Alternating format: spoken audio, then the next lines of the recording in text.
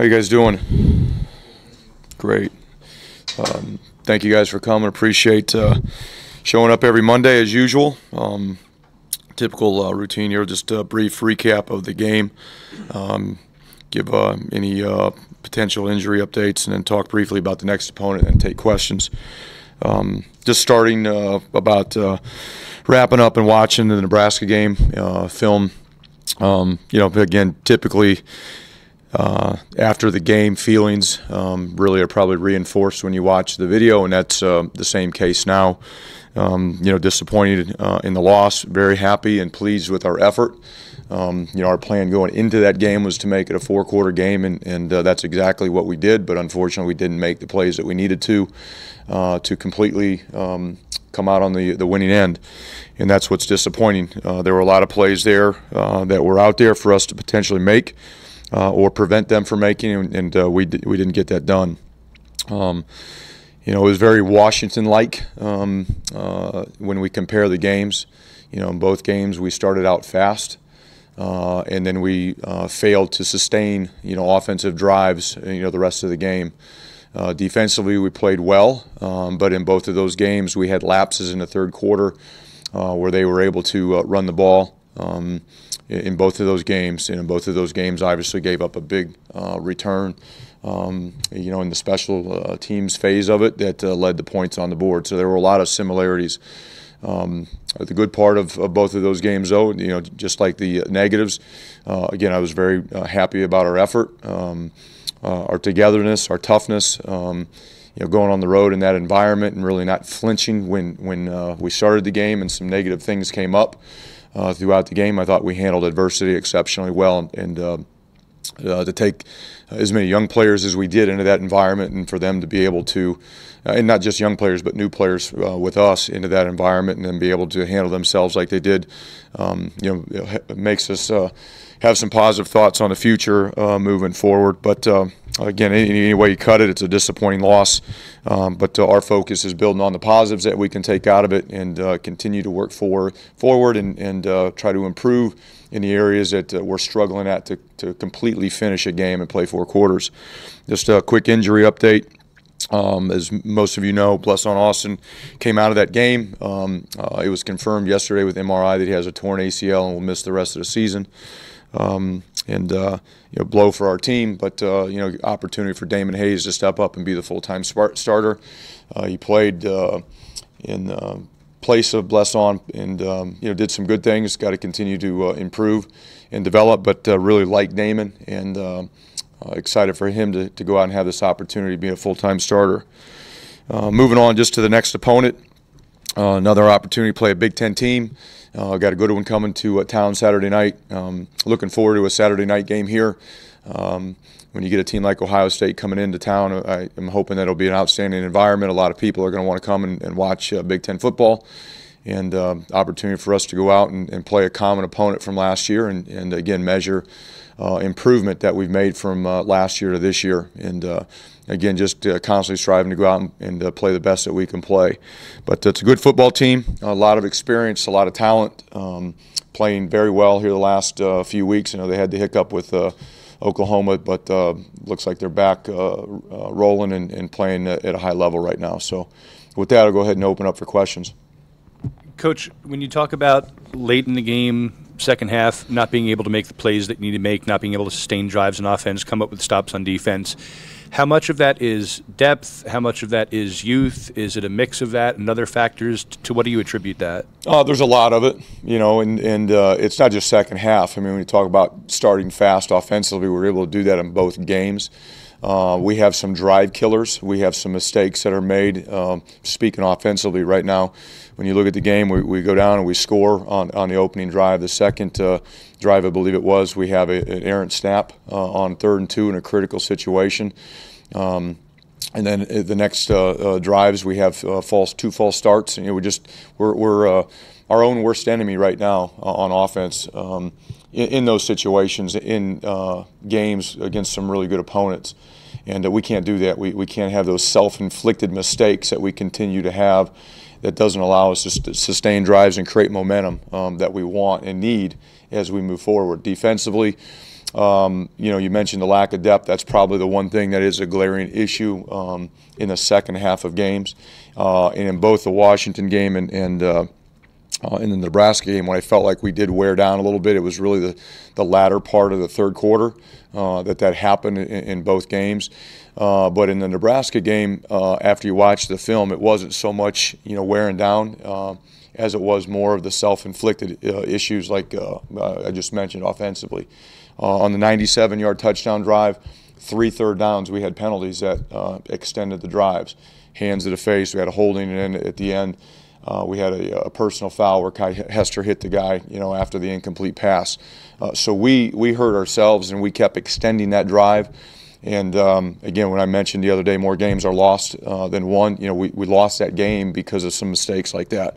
And you just can't do that, in this league and where we're at right now and expect to win football games. So we've got to get that fixed. We've got to get that cleaned up, and it's really in all 3 phases. Chris, you mentioned the defense and depth, specifically at cornerback with Bless now out. Just how much concern is there about the depth at that position? It's a concern. There's no doubt about it. It's been a concern. We felt like going into the year that if we could stay healthy like we did last year, that we would be fine. If we got an injury, we're on pretty thin ice, and that's where we're at. I still believe Isaiah and Damon Hayes are outstanding corners and can play winning football, but we're on thin ice. We've got to look at who our backup guys are going to be. We had Zane Campbell at corner earlier in the year. We'll move him back. We'll look also at Edwin Lopez, a true freshman, and Kobe Marfo has been taking some reps. So between those 3 guys, we're going to have to find our depth out of those 3 guys at the corner position.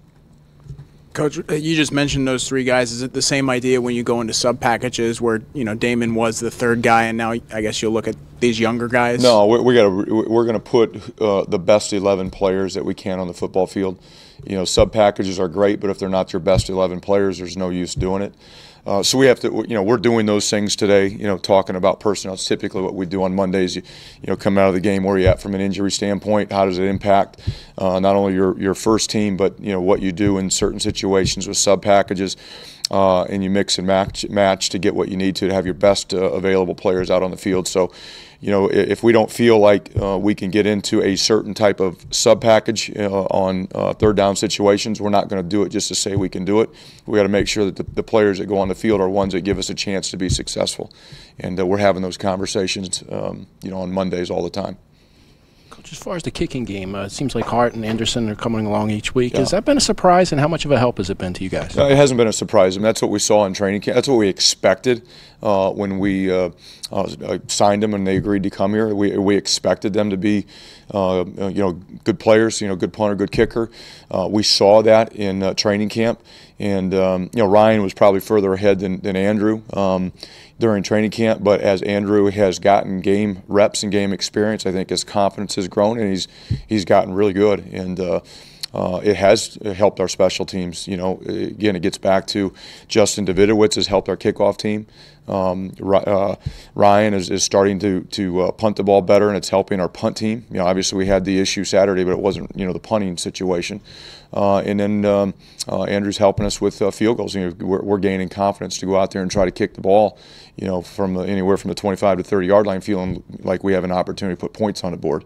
And last year, you guys know we were punting in those situations a lot. And at the beginning of this season, I probably would have thought about punting in those situations too. But now I'm starting to gain more confidence because of what we see out of Andrew. So it is helping the football team. Chris, there have been a couple games, home and away, where you guys have had to burn a timeout because the play clock is running down in a key situation. Is there a common theme there? Has there been trouble getting the play in, or Kyle trouble getting? No, it's all situational. Some of those you think we're burning a timeout, or some of them, we want more time to think about the situation or the call. The other day, for an example, it's 4th and 1. I took the timeout because we wanted to talk about the play that we were going to run. We wanted to continue to discuss going forward or punting it. When you got the timeouts to use, especially late in the half, there's no use to let them sit there and waste them. But there's all kinds of things. There are some times where calls get in late, or players line up in the wrong formation, or something didn't come out clear in a signal. that force you to use the timeout. You don't want to have to do that, but that happens. And there are some other times that maybe a call was made, and based on what the defense shows you, you're like, boy, this isn't a good call. Let's take a timeout and get this thing reset and reorganized. So, and then there's some, like I said, the situational calls that maybe we just need more time to think about what we're actually going to do. You don't want to waste a timeout, but the other day in the 4th and 1 situation, that wasn't wasting a timeout. I thought that was the right thing to do, so we could really make sure we're on the same page. Obviously, we didn't get the 4th down conversion, but we had the timeouts, and where we're at in that half, it was the right thing to do.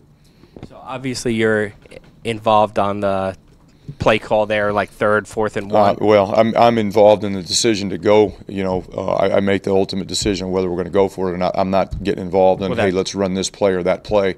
I'm not the offensive coordinator. I'm not an offensive coach. So, no, I don't. I know when to get involved and when not to, and I'm not a guy that's going to get involved in calling offensive plays. It's just not what I do. So. Chris, you talked about how Greg was helpful for you during that transitional period when you took the job. Greg Schiano, of course. This will be his first trip back here. I'm curious, have you maintained that relationship with him over the years? Are you still relying on him for advice? And do you have a deeper appreciation maybe after a second year of just what he was able to accomplish? Well, I would still consider Greg and I to be friends and have a relationship. Obviously, when you get into the season, you don't get a chance to talk to people. Honestly, other than the people in this building and my wife, I don't talk to many people during the season. That's by design, a lot of times. But I do have. Before I ever came to Rutgers, and even since I've been here, I've always had a great appreciation for what Greg did here at Rutgers and what he accomplished in the way that he built the program up. And having been here and listening to all the stories and really getting a good feel for this place, I do have a greater appreciation. But I've always had a pretty high appreciation of what he and his staff and players accomplished during his time here. I mean, it's remarkable what they were able to do, and that's honestly that's one of the reasons that I made the decision to come here, is because it's been done before, and it takes a lot of time, effort, and a lot of people to get it done. But hoping to be able to rebuild it and get it back to where it was during his time here. Chris, any concern over Janarian's status for this Saturday? As of right now, no. Two more questions. From a football standpoint, what stands out when you watch the Ohio State defense? Greg has talked about the defensive line being, better than any that he's ever coached. Are they aggressive? What stands out? Well, I mean, at Ohio State, when you look at Ohio State over the years, there's one thing that's been pretty consistent, and it's been a pretty good defensive line. And this year is no different. They've got an outstanding defensive line. What makes them outstanding? It's the depth. They've always had high-level players. Players that are going to go on and be high draft picks or go to the NFL and obviously be great college players. But it's the depth that they have at the D-line that makes it such a special defensive line unit. It's a strength of their football team by far. They've got a lot of good players on the football team, but as a unit, you talk about all the units of defensive line is definitely the strength. And to me, they got size, they got explosiveness, and they've got depth, and they've got experience. So you put all those things together, it's a pretty good unit. And then with regards to the national anthem protests across the NFL on Sunday, have you discussed that issue over the past year? Will you revisit it this week? And I guess a general philosophy, where do you stand on that with regards to how your team handles it? Yeah, we are a team that goes and takes the field for the national anthem. Every coach has that. College has that choice, and last year we made that choice.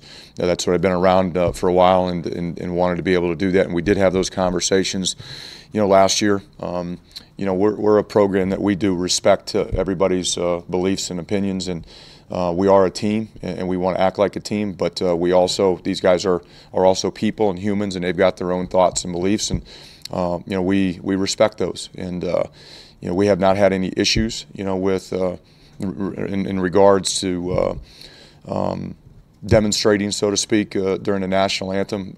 Don't anticipate any, but again, it's not something we have talked about it, but it's not something that we mandate that this. If you're going to be on this team, this is the way it's going to be. And again, because we do value everyone's differences and everyone's beliefs, and it's the same thing with social media. We don't police that, so to speak, and regulate what they can and can't say, and so they have the freedom to do what they want to do. I've gotten a lot already on Twitter right now, instantaneously, is bless Austin. But good for you. I mean, Can you believe that? Steve, where's your Twitter at? Do you expect, since it's the same time of year that Janarian got hurt, do you expect Bless will be able to get a medical red shirt? I don't know that. It's not the same. I mean, it's the same type of, or the same game, but Janarian's happened in the first half, last year, and that was really the difference maker. But we haven't even gone to that conversation yet. We will, but we haven't yet.